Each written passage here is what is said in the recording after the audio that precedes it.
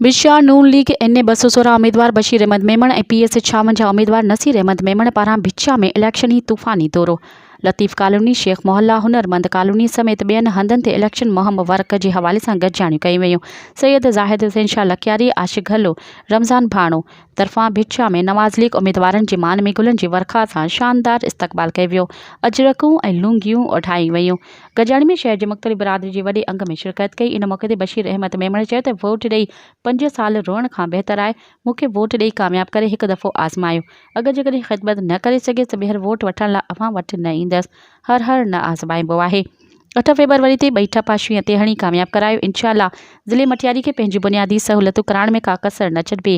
हुन चयो त 15 सालनि खां अवाम जे हक़नि ते धाड़ो हयो वियो पर हाणे अवाम खे पाण फ़ैसिलो करणो आहे। मज़ीद ख़बरनि ऐं तफ़सीलात लाइ विज़िट कयो असांजी वेबसाइट www.awamiNewsHD.com ऐं ॾिसंदा रहो अवामी न्यूज़ HD।